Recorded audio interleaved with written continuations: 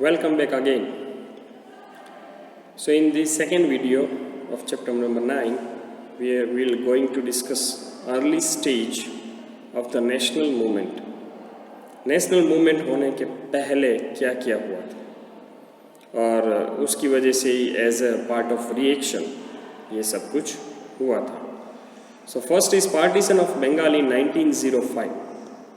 In 1905, during the viceroyalty of Curzon, Bengal was divided into two separate provinces on the pretext of administrative convenience. तो 1905 में देखा जाए तो Curzon जो था, फोटो में आप देख रहे हो, ठीक है, नौटंकी को, वो जो कर्जन था उसके वाइस रॉयल्टी के अंडर में बंगाल को डिवाइड कर दिया गया था दो अलग प्रोविंसेस में, राइट. और बहाना दिया था एडमिनिस्ट्रेटिव कन्वीनियंस. एडमिनिस्ट्रेशन में बहुत बड़ा पड़ रहा है बंगाल, इसलिए हम उसको डिवाइड कर रहे हैं. बट उसका पर्पस ये था कि weaken feelings of nationalism in Bengal then one of the main centres of the Indian national movement. Bengal जो उस समय का इंडियन नेशनल मूवमेंट का मेन सेंटर था, उस बंगाल में राष्ट्रवाद, नेशनलिज्म की फीलिंग को वीक करने का पर्पस था. और उसके अलावा भी also to divide Hindus and Muslims along communal lines, और जाति के आधार पे हिंदू और मुस्लिम को डिवाइड कर देना. It was a part of the divide and rule policy of the British. वो ब्रिटिश की डिवाइड एंड रूल पॉलिसी का हिस्सा था. हिंदुओं को मुस्लिम के विरुद्ध और मुस्लिमों को हिंदू के विरुद्ध भड़काते रहते थे अंग्रेज, राइट. तो हमें ये दिमाग में रखना चाहिए कि वो कुछ हमारा अच्छा करने नहीं आए थे, हमें लूटने ही आए थे. स्वदेशी एंड बॉयकॉट मूवमेंट्स इन 1905. 1905 में स्वदेशी और बॉयकॉट मूवमेंट्स चालू हुआ था. Swadeshi and boycott were among the new methods adopted by leaders and people to protest against the partition of Bengal. स्वदेशी माने खुद के देश का जो हो वो, एंड बॉयकॉट माने विरोध. तो वो दो ऐसी मेथड्स थी जो लीडर्स ने लोगों को पार्टीशन ऑफ बंगाल का जो डिवीज़न हुआ था उसके विरुद्ध में लोगों को प्रोटेस्ट करने के लिए ये मेथड अपनाई गई थी. Some important characteristics of the movements. The Swadeshi movement encouraged people to use things made in India as against those which had been produced abroad. Swadeshi movement में लोगों को देश में बनी हुई चीज़ें, देश में उत्पाद की गई चीज़ों को उपयोग करने की सलाह दी गई थी, ना कि अंग्रेजों ने या बाहर से यूरोप से आने वाली चीज़ों का सामान हम नहीं यूज़ करेंगे, ऐसा कहा था. Shopkeepers were encourage to keep Indians goods instead of British. दुकानदारों को भी एंकरेज किया गया था कि भाई आप लोग इंडियन गुड्स को रखें ब्रिटिश गुड्स के सामने, मतलब कि ब्रिटिश का माल सामान नहीं रखना है, right. Boycott meant that Indians were discouraged from buying goods which were manufactured in England so that British industries would have no markets in India. विरोध का मतलब ये था कि भारतीयों को ये सिखाना है कि भाई आप लोग ऐसा कीजिए कि ब्रिटिश में बना हुआ जो है वो नहीं खरीदना है, ताकि उनका मार्केट यहाँ पे रहे ही नहीं. Bonfires were made of British made goods in many parts of India. Bharat के कई हिस्सों में ब्रिटिश की बनाई हुई चीज़ों की होली की गई थी, bonfire. In many places British schools, colleges and universities were also boycott. कई जगहों पे देखा जाए तो ब्रिटिश ने बनाई हुई स्कूल, कॉलेजेस और यूनिवर्सिटीज़ का भी बॉयकॉट किया गया. लोग बच्चे भेजना बंद कर दिए. At the Surat session of INC, Indian National Congress, held in 1907, a split occurred between the moderates and radicals. Surat में मॉडरेट्स और रेडिकल्स का अलग हुए वो लोग 1907 के सेशन में, क्योंकि मॉडरेट्स का ये मानना था कि अंग्रेज जो है वो ठीक कर रहे हैं और उनको राज करने दो और हम सीखने दो, उसके बाद हम राज करेंगे. और रेडिकल्स का ये मानना था कि लातों के भूत बातों से नहीं मानेंगे, उसको धक्का मार के ही निकालना पड़ेगा, उसको मार मार के ही निकालना पड़ेगा, राइट. उसके बाद they came together again at Lucknow session held in 1906. तो तकरीबन 9 साल के बाद वो फिर एक हो गए. उसके बाद आगे जाए, दूसरा पॉइंट देखें तो formation of Muslim league in 1906. Muslim league का फॉर्मेशन हुआ, जन्म हुआ 1906 में, तो उसकी वजह से भी कुछ ऐसी चीज़ें हुई। A group of Muslim landlords and nawabs under the leadership of Salimullah Khan, वो नवाब था, ढाका का नवाब आज जो बांग्लादेश में है वो, form the All India Muslim League at Dhaka in 1906। Dhaka में ऑल इंडिया मुस्लिम लीग का उन्होंने फॉर्मेशन किया और उसका एम क्या था, to adequately represent Muslims in the government, government में मुस्लिम्स भी होने चाहिए, राइट, एडिक्वेट लेवल पे होने चाहिए। To appeal for separate electorates from for Muslim, Muslims के लिए अलग इलेक्ट्रेट्स होनी चाहिए, अलग इलेक्शन होनी चाहिए, राइट। तो ये तो कैसे होगा, खड़े रहने वाला मुस्लिम, इलेक्ट होने वाला भी मुस्लिम, तो उसका मतलब वहाँ पे मुस्लिम्स ही होंगे इलेक्ट होने वाले। Next is Morley Minto reforms of 1909, right. कि इंडियन नेशनल मूवमेंट और इंडिपेंडेंस जो हमने पाई, तो उसके पहले ऐसा क्या हुआ था जिसकी वजह से ये हुआ, तो उसकी हम चर्चा करें। तो उसमें एक और है Morley Minto reforms. British government pass the government of India act in 1909, also known as the Morley Minto reforms. British ने government of India act pass किया जिसका नाम रखा था मोर्ले मिंटो रिफॉर्म्स। उसमें क्या था, separate electorates were allocated to Muslims with reserved constituencies where only they could stand for elections और वोट। मुस्लिम्स के लिए अलग, क्योंकि उसकी चाल ही थी ब्रिटिशर्स की, उसको तो चाहिए ही था ऐसा कुछ, तो उन्होंने कुछ ऐसे हिस्से थे जिसमें मुस्लिम्स के लिए अलग सीट, वहाँ पे खड़ा भी मुस्लिम रह सकता है और वोटिंग भी मुस्लिम करेगा, तो उसका मतलब जीतेगा भी मुस्लिम। In overall number of elected members in the Imperial Legislative Council and Provincial Legislative Councils were increased. अब जो चुनाव में मेंबर्स जो थे, नंबर ऑफ इलेक्टेड मेंबर्स, वो इंक्रीज किए गए। System of indirect elections was introduce for the first time. Indirect चुनाव का फर्स्ट टाइम आयोजन किया गया, इंट्रोड्यूस किया गया। The reforms however did not give adequate representations to Indians in the legislature. हालांकि ये जो कुछ भी सुधार लाए गए थे उसमें लेजिस्लेचर में इंडियंस को कोई खास फायदा हुआ नहीं। अंग्रेजों की हमेशा यही नीति थी, वो स्मार्टनेस वाली, कि वो हमेशा ऐसा जताते थे कि हम अच्छा कर रहे हैं, लेकिन वो तो पीछे से लूट ही रहे थे। जैसे चूहा काटता है फूंक मार मार के तो पता नहीं चलता है, वैसे ही अंग्रेज करते थे। रिवोल्यूशनरी नेशनलिज्म, क्रांतिकारी राष्ट्रवाद। Many people associated with the national movement were not happy with the slow pace of change and advocated the use of violence to overthrow British. काफ़ी ऐसे लोग थे जो नेशनल मूवमेंट के साथ जुड़े हुए थे, वो लोग ये चेंज का स्लो पेस था, गति जो धीमी गति हो रही थी चेंज की, राइट, वो उनको पसंद नहीं था। और उन लोगों ने कहा कि ब्रिटिश को उखाड़ फेंकने के लिए अब हमें चाहिए था हिंसा। एक होकर हिंसा करिए तभी जाके ये कुत्ते भागेंगे, क्योंकि कुत्ते समझाने से नहीं भागते हैं, वो लातों के भूत होते हैं, वो बातों से नहीं भागते हैं, राइट। इसीलिए कुछ नेशनल मूवमेंट के साथ जुड़े हुए लोगों ने ये एडवोकेट किया, सलाह दिया। Assassinations of British officials, looting money and arms.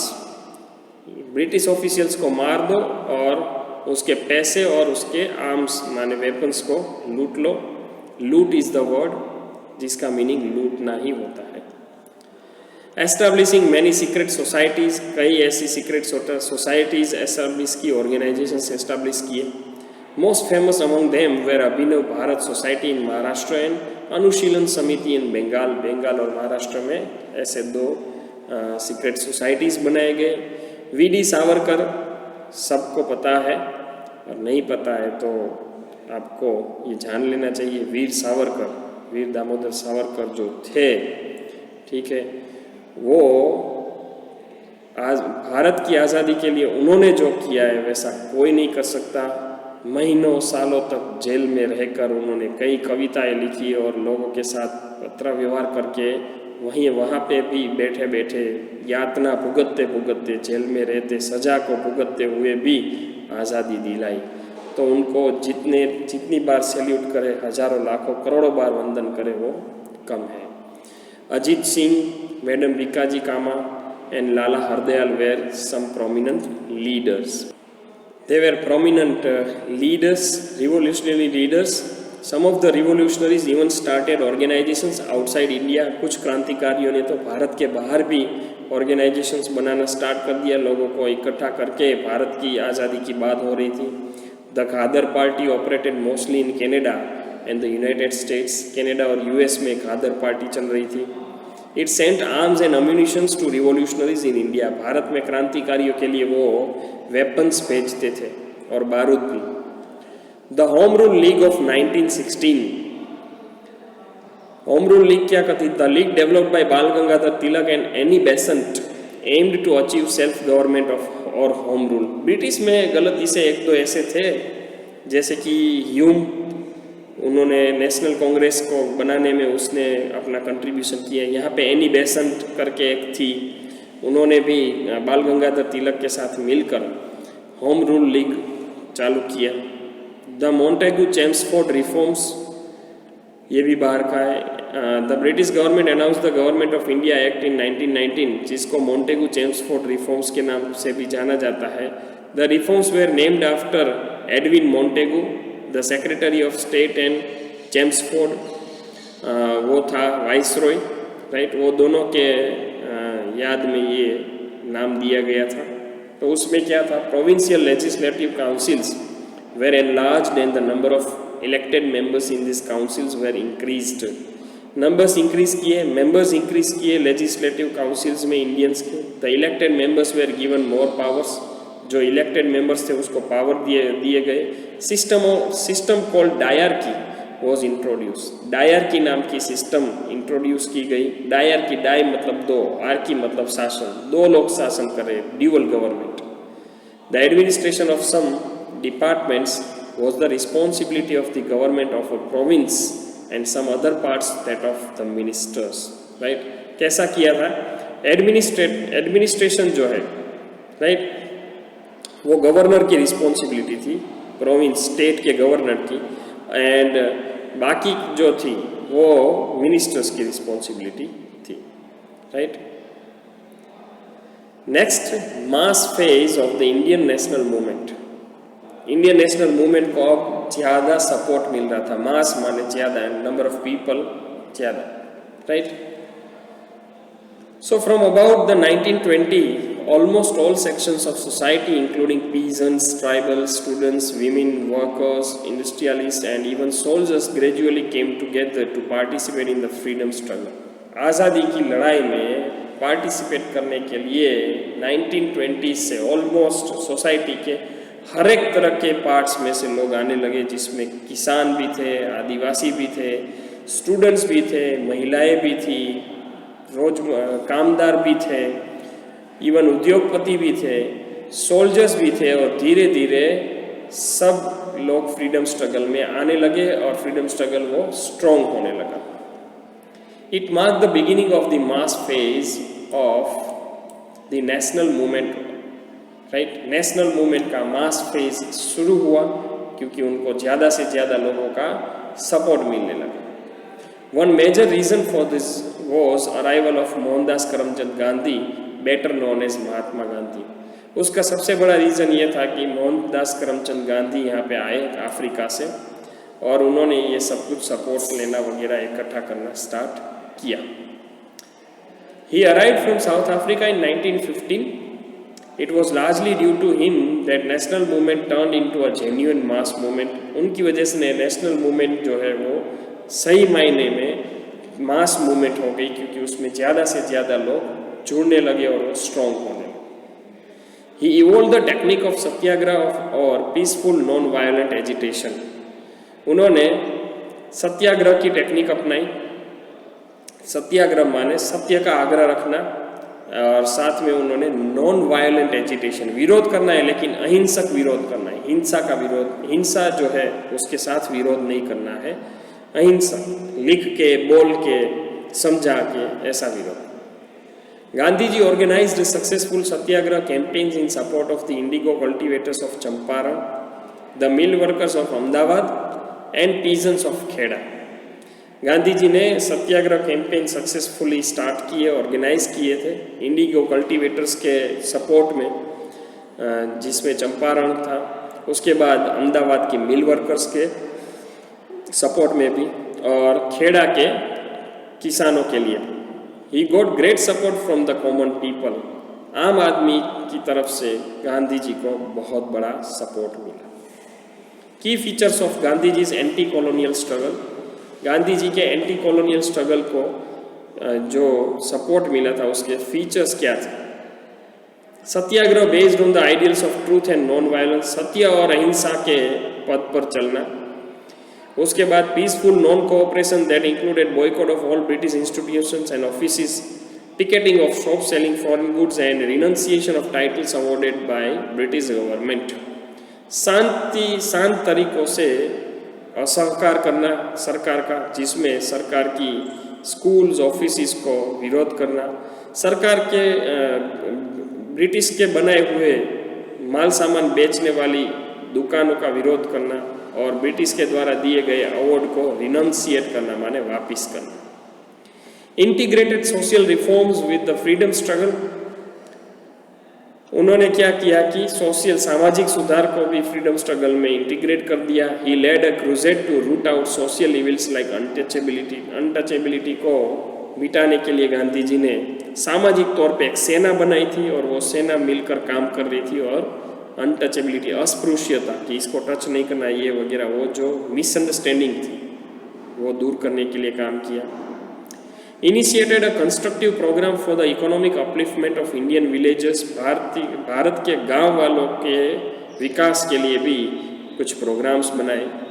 He believe that khadi जो होती है होमस्पन क्लॉथ, मशीन से नहीं, राइट, उसमें से बनता है, would make the poor self reliant. Khadi जो है वो गरीबों को आत्मनिर्भर बनाएगी, ऐसा मानना था गांधी जी का। The All India Spinners Association and Khaddar Bhandars, Khadi Bhandar, were set up in different parts of the country. देश के कई हिस्सों में ऑल इंडिया स्पिनर्स एसोसिएशन स्थापित किया गया और खादी भंडार्स खोले गए, जो आज भी है। हर एक जिला केंद्र में खादी भंडार होता है। His belief that Hindu-Muslim unity was essential to attain freedom from the foreign rule. उनका मानना था कि हिंदू मुस्लिम को एक हो जाना चाहिए, और एक होंगे तभी हमें आज़ादी मिलेगी। He cooperated with the Khilafat movement launched by the Indian Muslim leaders in support of the Turkish Khilafat. उन्होंने खिलाफत मूवमेंट को, जो कि इंडियन मुस्लिम लीडर्स ने लॉन्च किया था, उसको भी कोऑपरेट किया तुर्किश खिलाफत के सामने, राइट। अब वो एक्चुअली तो खिलाफत नहीं था, वो खलीफत था, राइट। एक्चुअली तो वो खलीफत था, बट क्या है कि खलीफत में तो कुछ हिंदू सपोर्ट नहीं करेंगे, इसलिए उसका नाम खिलाफत रख दिया गया था, राइट। ये आप देख सकते हैं गांधी जी का फोटो, वो खादी बना रहे हैं। The Rowlatt Act of Jallianwala Bagh massacre of 1919, किसको नहीं पता है, सबको पता है। जलियांवाला बाग में समूह हत्याकांड हुआ था, right. Rowlatt Act passed in 1919 gave wide powers to the British government to arrest and imprison any person for an indefinite period without any trial. This was specifically done to suppress Indian nationalists. Bharat के जो राष्ट्रवादी थे उनको दबाने के लिए roulette act pass किया गया 1919 में, जिसमें ब्रिटिश गवर्नमेंट को पावर दिया। अब मुझे ये सवाल आता है कि ब्रिटिश ही थे, वही निकम्मे लोग थे ये एक्ट को पास करने के लिए, तो पावर देने वाला कौन था? खुद का ये सब कुछ था, ये नौटंकी थी सब कुछ, राइट। तो उसमें क्या था कि ये जो नेशनलिज्म जो राष्ट्रवादी थे, ठीक है, उनमें से किसी को भी पकड़ के इनडिफाइनाइट पीरियड, कोई अनसर्टेन टाइम पीरियड के लिए, डिसाइडेड नहीं कि 1 साल के बाद भी छोड़ेंगे, विदाउट एनी ट्रायल, किसी भी केस के बगैर किसी को भी पकड़ के जेल में डाल देते, राइट। ऐसा रोलेट एक्ट था। This was specifically done to suppress Indian nationalism. राष्ट्रवाद को दबाने के लिए, राष्ट्रवादियों को दबाने के लिए ये सब कुछ किया गया। On 6 April 1919, Mahatma Gandhi launched an anti-Rowlatt Satyagraha to oppose the act. इस काले कानून का विरोध करने के लिए गांधी जी ने 6 अप्रैल 1919 में एंटी रॉलेट सत्याग्रह एक्ट जो है उसको बनाया कि भाई उनकी विरोध करना है, ये हमें कतई पसंद नहीं है, मंजूर भी नहीं।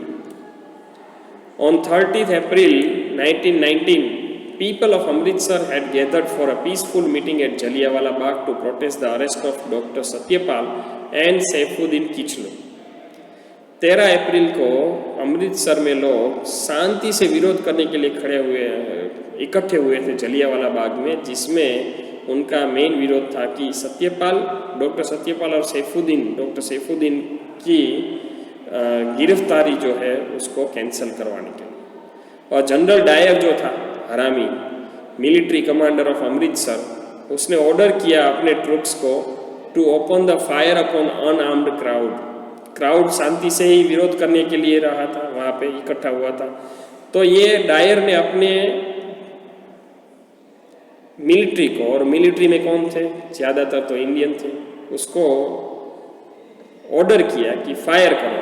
और अमृतसर में जो वो जलियांवाला बाग था उसका एक ही गेट था, एंट्री और एग्जिट वहीं से होगा, बाकी 3 बाजू दीवार थी, और जहाँ पे एंट्री था एग्जिट था वहीं पे ये लोग खड़े होकर फायर करने लगे, right. As a result hundreds of people were killed and wounded, हजारों सैकड़ों लोग जख्मी हो गए और मारे भी गए। Gandhi ji lost faith in goodwill of the British government, Gandhi ji को बहुत विश्वास था ब्रिटिशर्स के ऊपर कि समझा के वो मान जाएंगे, अब उसको विश्वास गवा दिया। Rabindranath Tagore renounced his knighthood in protest, इसके विरोध में रविंद्रनाथ टैगोर ने ब्रिटिश गवर्नमेंट के द्वारा दिया गया जो नाइटहुड का खिताब था वो भी वापस कर दिया, राइट।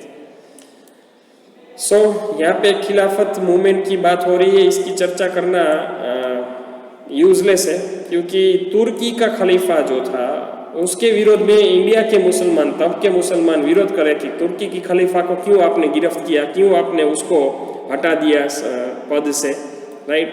तो इंडिया के मुस्लिम जो थे, मोहम्मद अली जिसने उन्हें पाकिस्तान बनाया, शौकत अली, मौलाना अबुल कलाम आज़ाद, ये सब लोग मिलकर तुर्की के खलीफा जो है उसको बचाने के लिए खलीफत मूवमेंट किया था स्टार्ट एक्चुअली, राइट।